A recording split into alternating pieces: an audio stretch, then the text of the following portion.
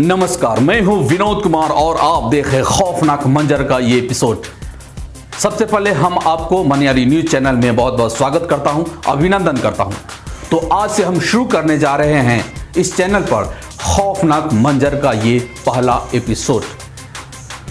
तो आपको हम एक और चीज बताना चाह रहे हैं कि अगर आपको हमारा ये एपिसोड अच्छा लगता है तो आप हमें लाइक करें, शेयर करें और हाँ, इस चैनल को सब्सक्राइब जरूर कर लें। अगर आपको अच्छा लगता है तो आप हमें कमेंट्स करके भी हमें बता सकते हैं।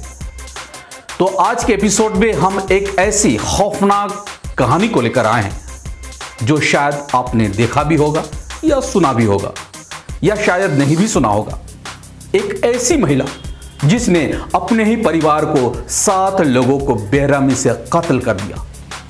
तो देखिए एक रिपोर्ट। 15 अप्रैल 2008 यूपी के अमरोहा डिस्ट्रिक्ट का गांव बावन खेड़ी। रात के लगभग 1:30-2 बजे होंगे। एक लड़की जोर जोर से चीखती है।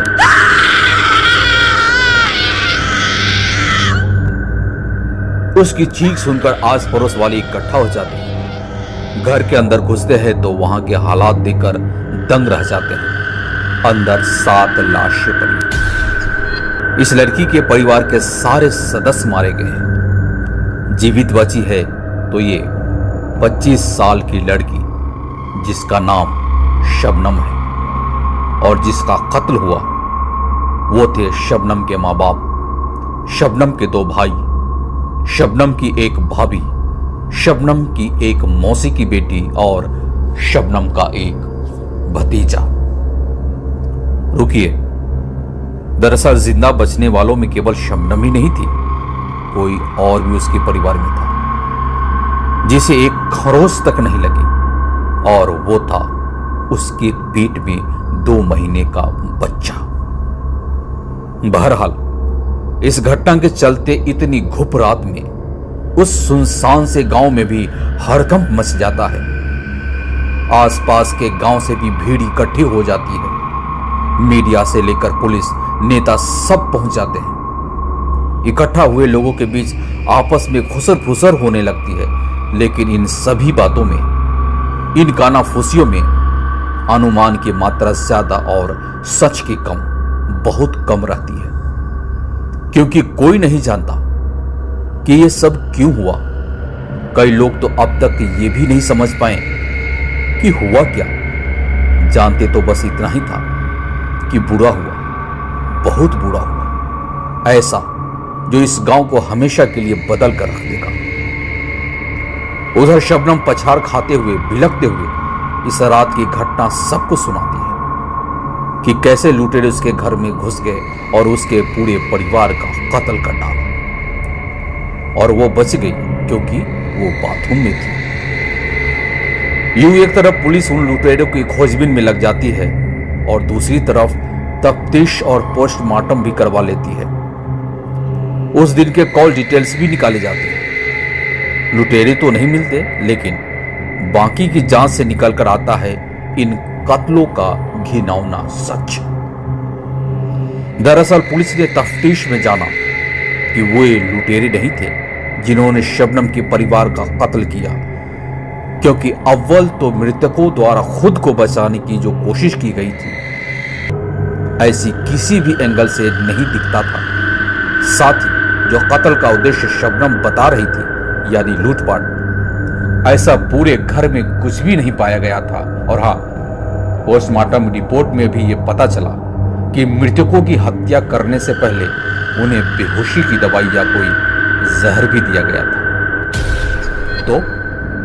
तो कत्ल करने वाला घर का ही कोई सदस्य था जिसने तसल्ली बख्श इस घटना को अंजाम दिया था, कोल्ड ब्लडेड। और यहां पर पुलिस को शेरलॉक होम्स की तरह डिडक्शन वाली तरकीब अपनाने की जरूरत नहीं थी। शक की सुई एक ही जगह टिकती थी, शबनम पर। सो टिकी। साथ ही शबनम की कॉल डिटेल्स भी इसी तरफ इशारा कर रही थी। कत्ल की रात उसकी एक ही नंबर पर कई बार कॉल हुई। कत्ल हो जाने के बाद भी शबनम की उस नंबर पर बात हुई थी। एक और बात भी पुलिस को सामने पता चला, वो थी शबनम का प्रेगनेंसी, जबकि अभी उसका विवाह भी नहीं हुआ था। लेकिन ये सब तो बड़े कमजोर से सबूत थे, सरकमस्टेंशियल परिस्थिति जन्य, लेकिन सब्सटेंशियल एविडेंस जैसे कत्ल करने के लिए यूज किया गया या किसी किए गए हथियार, वो कहां से आए, कहां गए, कोई गवाह भी नहीं। अब पुलिस के पास एक ही चारा बचा था, कड़ी पूछताछ। सो की गई और तब शबनम ने पूरी कहानी बता दी। एक ऐसी कहानी जिसके बाद आज 12 वर्ष हो आए हैं, लेकिन आज भी बावनखेड़ी और आसपास के गांवों में कोई अपनी लड़की का नाम शबनम नहीं रखता। एक ऐसी कहानी जो शबनम द्वारा पहले बताई गई लुटेरी कहानी से ज्यादा अविश्वसनीय थी, लेकिन ज्यादा सत्य थी। वो कहते हैं ना कि सच कई बार कल्पना से ज्यादा अविश्वसनीय होता है।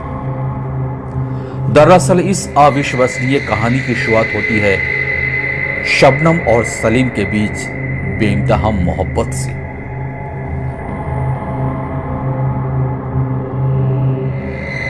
लेकिन दोनों के परिवारों को, खास तौर पर शबनम के परिवार को यह रिश्ता कतई मंजूर न था।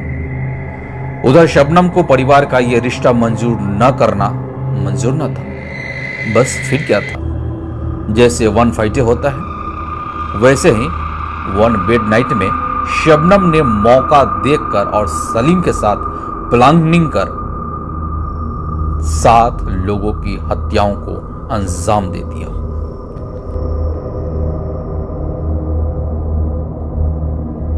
पहले इन दोनों ने सबके खाने में कुछ मिलाया और उसके बाद एक धारदार कुल्हाड़ी से एक के बाद एक पूरे परिवार की हत्या कर दी। जिस एक इंसान के साथ शबनम उस रात लगातार कॉल में थी, वो दरअसल सलीम ही था। सलीम ने भी अपना जुर्म कबूल कर लिया था और वो कुल्हाड़ी जिसे कत्ल किया गया था, वो भी ठीक उसी जगह मिली जहां उसने बताई थी, यानी एक गंदले से तालाब के किनारे। शबनम और सलीम बेशक एक ही धर्म के थे, लेकिन जहां शबनम का परिवार वेल ऑफ था, वहीं सलीम का परिवार गरीबी में जीवन यापन कर रहा था। खुद सलीम जहां मैट्रिक तक की भी पढ़ाई न कर पाया था, वहीं शबनम ने डबल MA कर रखा था। साथ ही एक ही धर्म होने के बावजूद जहां शबनम सूफी परिवार की थी, वहीं सलीम की फैमिली पठानों की थी।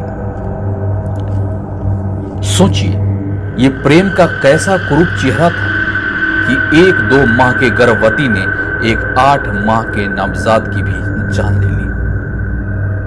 जी, कत्ल होने वालों में एक 8 माह का नवजात भी था। आज शबनम जेल में है और अपनी फांसी की सजा का इंतजार कर रही है। सुप्रीम कोर्ट ने निचली अदालतों के द्वारा दी गई उसकी फांसी की सजा को बरकरार रखा। उसके बाद शबनम ने राष्ट्रपति से सजा माफी की भी गुहार की। आज शबनम जेल में है और अपनी फांसी की सजा का इंतजार कर रही है। सुप्रीम कोर्ट ने निचली अदालतों के द्वारा दी गई उसकी फांसी की सजा को बरकरार रखा। उधर जो उसके पेट में 2 महीने का बच्चा था, वो बड़ा हो गया है, 11 साल का। मुस्लिम धर्म के गोद लेने को लेकर कोई नियम तो नहीं है, लेकिन वो लड़का इस वक्त एक पत्रकार के पास है। हमने उन पत्रकार की और उनके परिवार की पहचान जानबूझकर छुपाई है, ताकि बच्चे के भविष्य में इन बातों का गलत असर न पड़े। तब जबकि इन सब में उसका कोई दोष नहीं है। वो तो दरअसल इस घटना का 8वां गवाह है। वैसे पहले 7 साल शबनम के साथ ही जेल में पला, लेकिन फिर भी उसे आज तक शबनम और उस रात के बारे में कुछ भी पता नहीं। शबनम के लड़के को परवरिश के लिए एक अच्छा परिवार मिलना उसके द्वारा किए गए एक अच्छे कर्म का ही फल कहा जा सकता है। दरअसल जिस पत्रकार की हम बात कर रहे हैं, उसके पास जब ट्यूशन फीस के पैसे नहीं होते थे, तो शबनम ने कई बार उसकी मदद की थी। शबनम के एहसान को चुकाने का इससे प्यारा तरीका और कुछ नहीं हो सकता। आपको यह भी बता दें कि शबनम और सलीम को 2 साल बाद अमरोहा की सत्र अदालत ने मौत की सजा सुनाई। निचली अदालत के फैसले के बाद में इलाहाबाद हाई कोर्ट और सुप्रीम कोर्ट ने भी मुहर लगा दी। शबनम हत्या के मामले में मुरादाबाद जेल में बंद है, जबकि उसका प्रेमी सलीम आगरा सेंट्रल जेल में बंद है। शबनम की उम्र आज 35 साल हो गई है और घटना को भी 10 साल से अधिक हो चुके हैं, यानी 12 साल।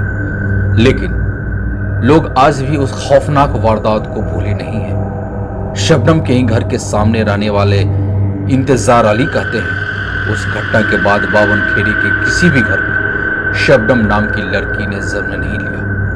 लोग आज भी अपनी बेटियों को वह नाम देने से डरते हैं। फिलहाल शबनम और सलीम को फांसी दी जाएगी या नहीं, इस पर सुप्रीम कोर्ट से फैसले आने बाकी है। दोनों ने राष्ट्रपति के पास दया याचिका की थी, लेकिन नृशंस अपराध को देखते हुए राष्ट्रपति ने उसकी दया याचिका खारिज कर दी थी। अब एक बार फिर उन्होंने सुप्रीम कोर्ट में पुनर्विचार याचिका दायर की है, जिस पर सुनवाई होना बाकी।